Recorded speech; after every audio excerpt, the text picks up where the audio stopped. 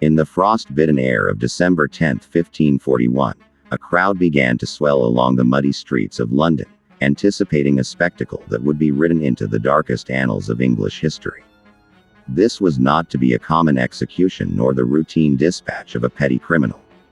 What awaited the citizens at Tyburn was the public unraveling of a scandal that had infiltrated the very heart of the monarchy, the story of Francis Dereham, the man who dared to love a future queen. To understand the depth of his downfall, we must step back to the year 1536. England was a land ruled by fear. King Henry VIII had severed all ties with the Catholic Church, decapitated his wife Anne Boleyn, and now governed with a sense of divine authority unmatched by any of his predecessors. Into this trembling court entered a 15-year-old girl named Katherine Howard, niece to the Duke of Norfolk and bearer of one of the most ancient lineages in England. Though young, she possessed a magnetic allure, golden hair, emerald eyes, and a bold spirit, all wrapped in aristocratic dignity. But beneath the noble surface lay a tangled web of youthful desires and hidden relationships. Francis Dereham, a man of minor nobility from Norfolk, first encountered Catherine in the Duke's household, where both had been placed to grow under aristocratic tutelage. Francis was 21, tall, handsome, articulate, and carried an ambition that made him stand out. They met amid the gardens, under moonlit archways, sharing stolen glances and whispered promises. Their connection deepened beyond flirtation. For 2 years, they held a secret romance that was far more than youthful passion. They referred to themselves as husband and wife, exchanged intimate letters, and maintained a clandestine relationship of physical and emotional closeness. He gifted her tokens of affection, silks, jewelry, letters filled with longing. She addressed him in correspondence as, "my husband," a phrase that would later be used as damning evidence. These weren't foolish teens. They were two young people in love, blind to the fatal consequences of passion in a royal world where purity was currency. In 1539, everything changed. Catherine was brought to court as a lady-in-waiting to Queen Anne of Cleves. Her beauty eclipsed all others, and soon she caught the eye of none other than Henry VIII himself. The aging king, trapped in an unhappy marriage and desperate for youth, became enamored with Catherine's charm. When Henry divorced Anne, he swiftly married Catherine, elevating her from minor noblewoman to Queen of England. Francis Dereham was left behind, stunned, jealous, and confused. The woman he loved was now the bride of the most powerful man in England. Instead of staying silent and burying their past, Francis did something no one in his position should have dared. He resurfaced. Francis Dereham's return to court in 1540 was not marked by discretion. Blinded by a mixture of hurt pride, lost love, and foolish ambition, he approached Queen Katherine with reminders of their past intimacy. In a court fueled by gossip and suspicion, this was a catastrophic error. Francis not only reminded Catherine of their former engagement but began insinuating that their bond still gave him claims to her. For a queen, particularly one whose reputation relied entirely on her untouched virtue, this was more than dangerous, it was fatal.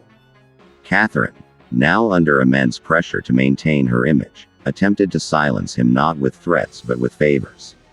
She gave Francis a position as her private secretary and allowed him into the inner court, thinking that this gesture might pacify him and keep his lips sealed. But it had the opposite effect.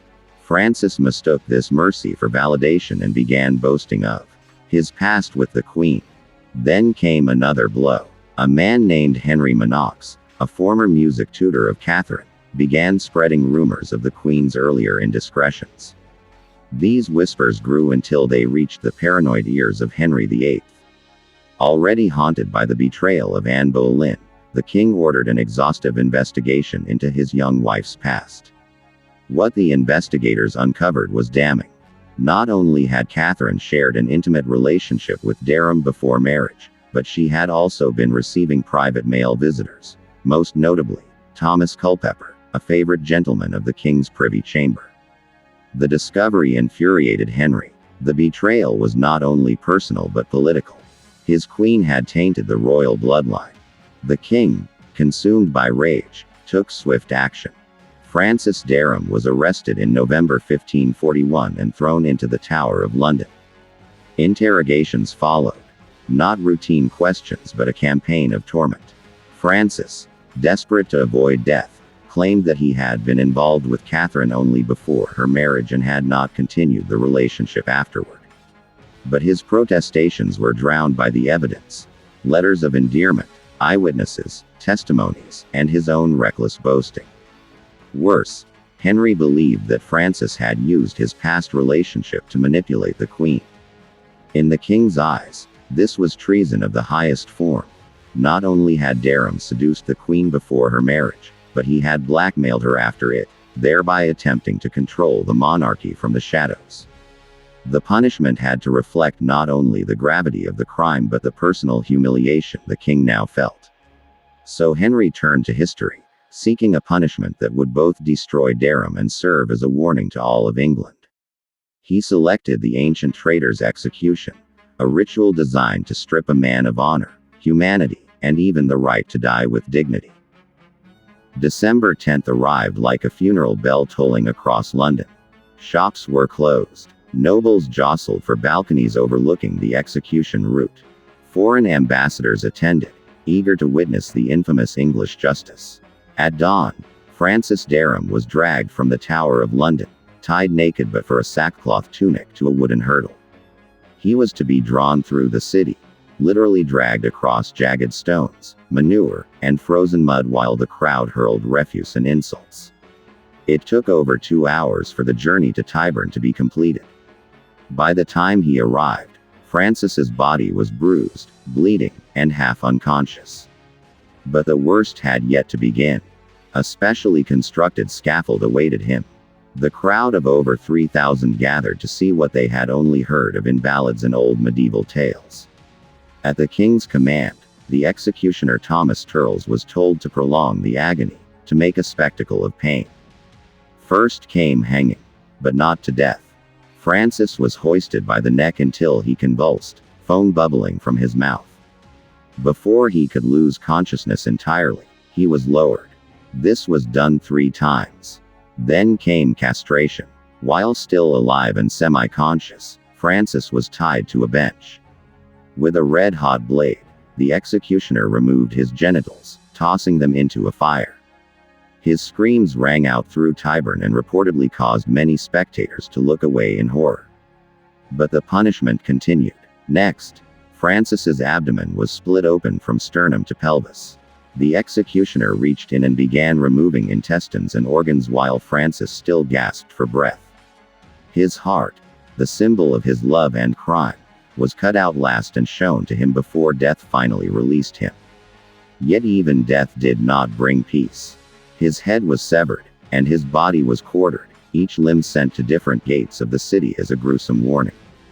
Tyburn was soaked in blood, and even the king's own supporters whispered in fear at the extremity of the punishment. The torture had lasted nearly 5 hours. 5 hours of pain, humiliation, and destruction carried out under the name of royal justice. The brutal death of Francis Dereham did not close the case. 2 months later, Queen Katherine herself would face the executioner's axe at the Tower of London.